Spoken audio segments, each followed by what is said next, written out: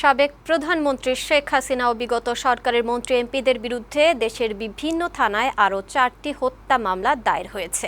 রাজধানীর আদাবরে পোশাক কর্মী হত্যার অভিযোগে সাবেক প্রধানমন্ত্রী শেখ হাসিনা, ক্রিকেটার সাকিব আল হাসান ও চিত্রনায়ক ফেরদৌসের বিরুদ্ধে মামলা হয়েছে। সাভারের শিক্ষার্থী হত্যায় শেখ হাসিনা সহ 126 জনের বিরুদ্ধে মামলা করেছে নিহতের বাবা।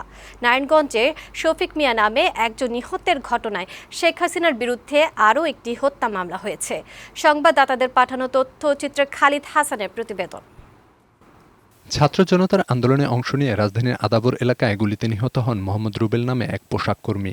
এই ঘটনায় সাবেক প্রধানমন্ত্রী শেখ হাসিনা, সাবেক সেতুমন্ত্রী ওবায়দুল কাদের সহ 156 জনের বিরুদ্ধে আদাবর থানায় মামলা করেছে নিহতের বাবা।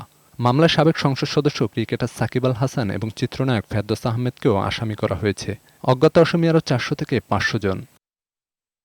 সাভারে ছাত্র আন্দোলন চলাকালে পুলিশের গুলিতে নিহত আব্দুল আহাদ সৈকতের বাবা সাভার মডেল থানায় হত্যা মামলা করেছেন।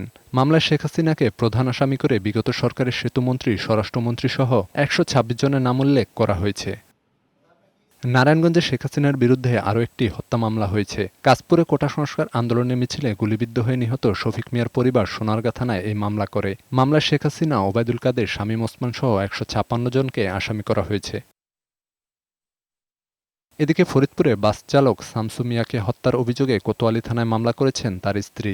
আওয়ামী লীগের সাধারণ সম্পাদক ওবায়দুল কাদের সহ দলের 400 নেতাকর্মীকে আসামি করা হয়েছে এই মামলায়। এছাড়া ভৈরবে বৈষম্য বিরোধী ছাত্র আন্দোলনের সংঘর্ষে মামুন মিয়া নামে এক ব্যক্তি আহতের ঘটনায় স্থানীয় আওয়ামী লীগ ও তার সহযোগী সংগঠনের 58 জনের নামে একটি মামলা করেছেন ভুক্তভোগী। ডেস্ক রিপোর্ট, বৈশাখী সংবাদ।